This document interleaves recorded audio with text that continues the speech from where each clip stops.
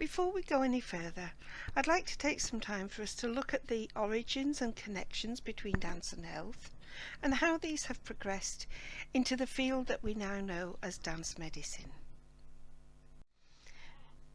The information shared in this lecture is based on a reading that I strongly recommend as part of your reading for the course. It gives a very good historical perspective on the connections between dance and health, and may also provide you with information that you can use in your assignments and potentially also your dissertation work. The author has also written several articles that you might find useful in your studies, and I recommend you look them out when you have time and read them. So dance and physical education were actually instrumental to the acquisition of a strong and healthy physique and mental constitution. Greek scholars such as Plato and Lucian discuss the most appropriate forms of exercise for the literate as dancing and wrestling.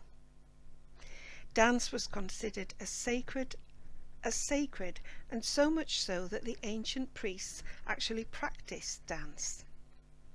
Dance was also a form of physical and mental warm-up for battle by the Spartan army.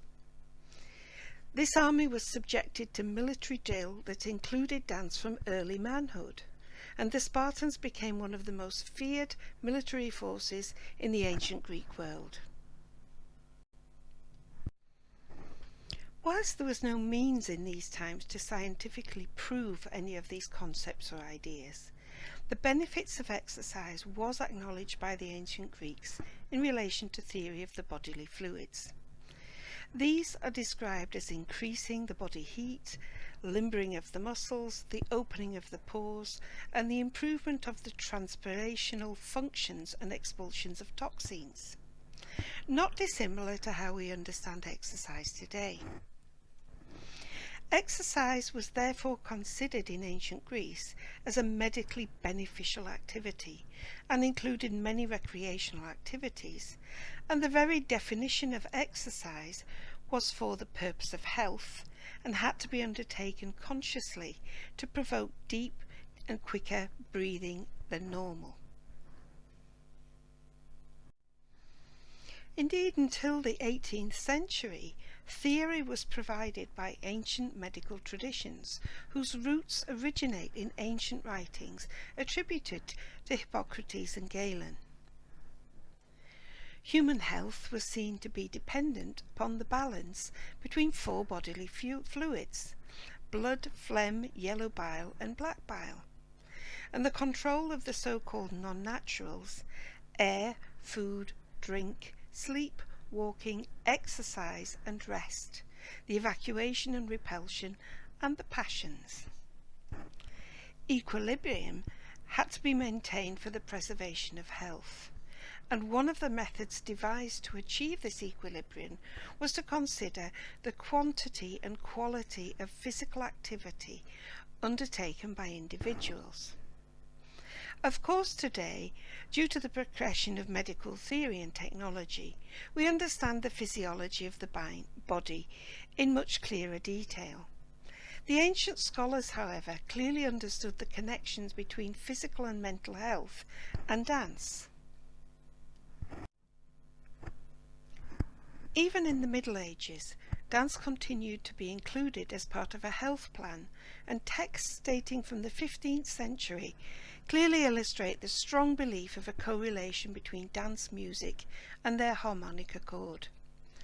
And the connection is regarded as being responsible for bestowing benefits of positive influences upon both participants and spectators. The idea of watching dance could be therapeutic is today confounded with the work around kinesthetic empathy and embodiment by D. Reynolds. If you're interested in learning more about this, you can go to the project called Watching Dance, where there are lots of information and there are also lots of publications that discuss kinesthetic empathy. We can also trace the origins and historical evolution of dance back to the 16th century, when it was approved by both kings and philosophers. The belief was that dancing would provide an elegant demeanour, confident manner and physical appearance. Dance in the Baroque period also approaches the subject of correct bodily posture and symmetry, repeating ideas from dancing masters of these times, that such concepts ensure results on both aesthetic and hygienic grounds. The intricate patterns and design of Baroque dance were regarded as a form of intellect that developed the body, the mind and social skills.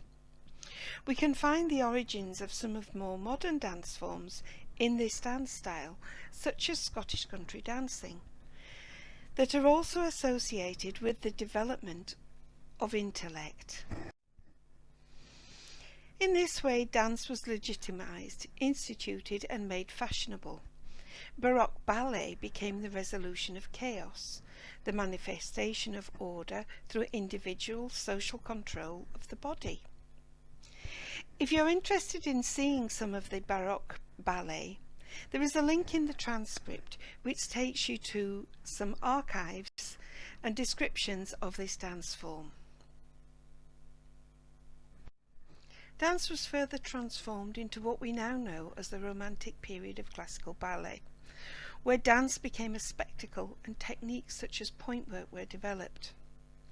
The ballerina was regarded as a poet and a metaphysician in her own right, who had powers to heal the soul of the audience. The demands on the dancer, however, became much greater as classical ballet developed, and whilst they had powers to heal their audiences by transporting them into a metaphysical world of fantasy away from worldly troubles, they were also under pressure to perform more and more difficult skills to please their audiences. So, for example, at this time, it was only the soloists and the étoiles that were expected to dance on point. This soon, however, became the norm and a fundamental skill for all female dancers, as dance masters and choreographers such as Petipa pushed the boundaries of the art form. So as the boundaries were being pushed in classical ballet, we also see other protagonists and pioneers exploring more natural and modern forms of dance techniques. Margaret Morris, for example, in the 1920s, was exploring the health benefits of natural movement. She was an artist, but she was also a trained physiotherapist, and she used dance as a form of postnatal practice to heal tuberculosis, and she also used dance with children with disabilities. The mind-body connections were also being explored at this time, and this has now led to work in somatic practices, neuroscience, and some of the dance science practices we see today. And so if we look at dance medicine and science today, we see there's a greater awareness of injury prevention and safe practice in a variety of dance techniques that go beyond classical ballet, modern and contemporary dance.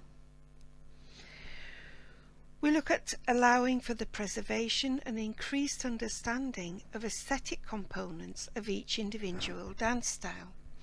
Now this is very specific to dance medicine.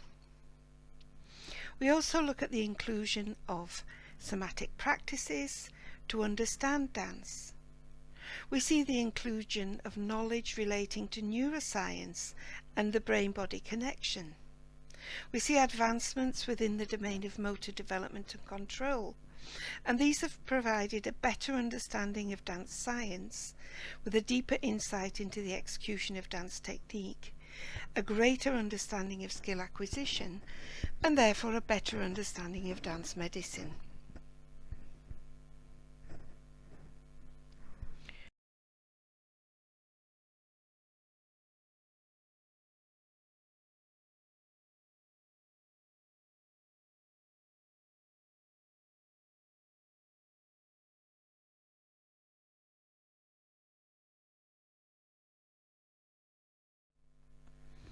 So before we leave this lecture, I'd like to direct you all to the transcript of the lecture, where you'll find the reference list and bibliography.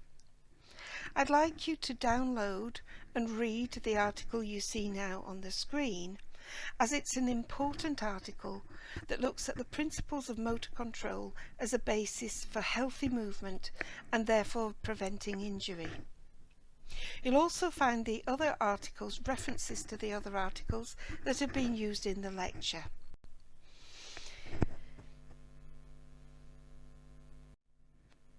So thank you for taking time to listen to this lecture to the end.